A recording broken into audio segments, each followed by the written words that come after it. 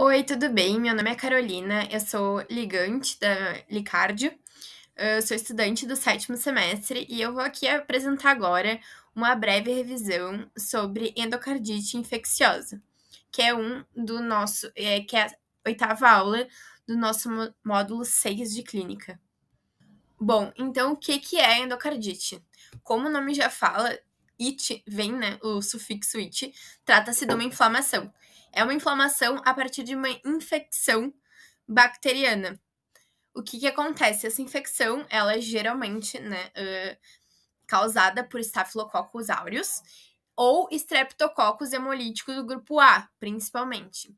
Importante ressaltar também que dentro desse, quando a doença ela tem como porta de entrada a cavidade oral, o Streptococcus viridans é o principal agente etiológico. Essa doença, então, como o nome já fala, ela comete o endocárdio, né, que é a camada interna do coração, que por seguinte acomete as válvulas cardíacas.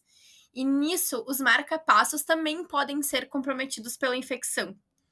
Importante também falar que, assim, o grupo mais afetado pela endocardite é a população mais idosa, né? Homens, e essa incidência vai aumentar com a idade. E desde a última diretriz de endocardite, feita pela Associação Europeia de Cardiologia, houve um aumento na incidência populacional. Então, como é que a fisiopatologia, como é que essa doença se desenvolve? O que acontece? O endocárdio, ele é danificado, e isso acontece por uma questão de turbulência, e essa turbulência, ela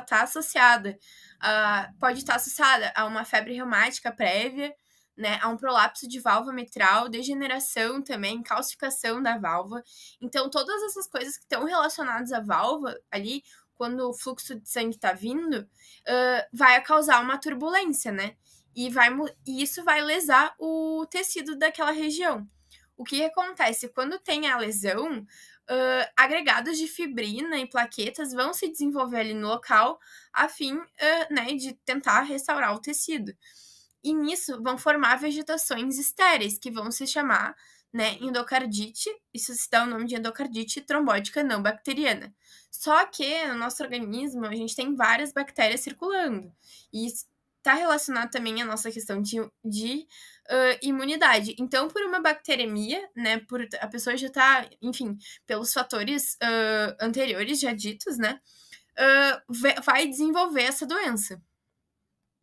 Então, o que vai acontecer? Na parte mais o efeito local, né? Vão se formar abscessos miocárdicos ali com a destruição do tecido, né? E vai gerar anormalidades no sistema de condução cardíaco. Pode desenvolver insuficiência da válvula, né? Causando insuficiência cardíaca. E também pode levar a uma aortite, que é pela disseminação contínua dessa infecção. De modo sistêmico, quando a infecção é do lado direito do coração, vão se formar êmbolos sépticos pulmonares, que podem levar ao infarto pulmonar, a uma pneumonia ou a um empiema. Quando essa infecção é causada por lesões no lado esquerdo do coração, essa pode embolizar, então, né, essas vegetações e irem para qualquer órgão. E principalmente, né, por estar saindo do coração, podem ir para rins, baço e o sistema nervoso central também. Aneurismas micóticos podem se formados em artérias de grosso calibre e também são comuns embolias cutâneas e retinianas, né? Como manifestação clínica, então, que esse paciente vai apresentar, ele vai apresentar febre, né? Ele vai ter uma piora do sopro que ele tinha por alguma condição prévia, né? Por ele ter uma cardiopatia congênita, então uma alteração de fluxo, como foi falado anteriormente. Ele também pode dar origem a um novo sopro cardíaco. Esse paciente pode ter um evento embólico vascular, ele pode apresentar esplenomegalia, essas hemorragias em mistilhas, que são essas linhas rajadas no subungueal ali da unha, né, como é visto na imagem. Essas lesões de Janeway, então, que são essas pequenas petequias, não sei se dá para dizer, aqui na mão, né, como pode ver na imagem, e essas manchas de Roth, que são também pequenas hemorragias ali na parte da retina. Do diagnóstico, então, para fechar um diagnóstico mesmo, classicamente, né, é estabelecido, então, tem os critérios de Duke, que são critérios baseados em hemoculturas, em exame de imagem, né, para fechar o diagnóstico da endocardite, tá? E aí, esse diagnóstico vai ser confirmado se existem 2 critérios maiores, se tem um critério maior e 3 menores, e 5 critérios menores, ou 5 critérios menores. O que acontece? Então, os critérios maiores, por exemplo, tu vai ter hemocultura positiva para os micro-organismos típicos, que foram aqueles que eu falei anteriormente, como o Streptococcus viridans ou Staphylococcus aureus, né, e isolado de 2 ou mais hemoculturas. Por exemplo, outros testes laboratoriais positivos, esse paciente vai ter uma evidência de envolvimento valvar em exame de imagem quando ele fizer, por exemplo, um ecocardiograma ou até uma tomografia, né, de coração. E nos critérios menores, ele vai ter, então, uma predisposição, né, para endocardite, com a história prévia ali, com intervenção valvar prévia, uma doença congênita, como eu falei, febre maior que 38 graus. Ele pode ter fenômenos vasculares também, como esse aneurisma micótico, a hemorragia conjuntival, as lesões de Janeway, né, que são itens do exame físico. Esse paciente pode também apresentar fenômenos imunológicos, né, nódulos de Osler, que também são fatores clássicos da endocardite ali no exame físico. Pode ter os fenômenos microbiológicos também, e na imagem pode ter ainda, né, uma atividade metabólica detectada, por exemplo, num PET, né, dentro de 3 meses após a troca de válvula, por exemplo.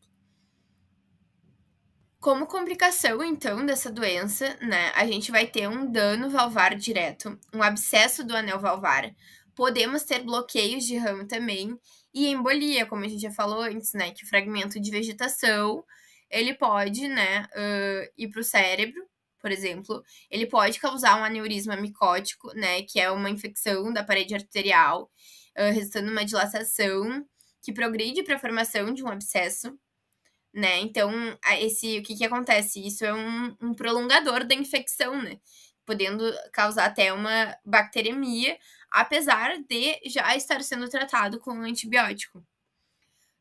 Para tratamento, então, a gente pode partir de um tratamento empírico, quando o paciente tem a válvula nativa, não houve troca para oxacilina e penicilina, que vai fornecer, então, cobertura para o Streptococcus, Staphylococcus, Enterococcus e também os organismos, né, do grupo Racec ali. Ele vai oferecer também, pode ter um tratamento empírico daí, quando a válvula é protética, com vanco, gentamicina e rifampicina, né, fornecendo, então, uma cobertura adequada para estáfilos, né, e outros micro-organismos gram-negativo. Com profilaxia, principalmente, como a gente já viu antes, que é a entrada de organismos pela boca, né, é né, dos grandes problemas da endocardite. Então, ter uma boa manutenção da tua higiene bucal é a profilaxia mais efetiva. E também, né, como está relacionado a próteses valvares do coração, a antisepsia e a asepsia prévia nesses procedimentos. É isso, eu espero que vocês tenham gostado, essas são as minhas referências. Usei também principalmente o guide, né, de 2023, da nova diretriz de endocardite. E eu espero que vocês tenham gostado. Qualquer dúvida, qualquer erro, vocês podem, né, entrar em contato com a Licardio pra gente esclarecer isso aí. É isso. Tchau, tchau!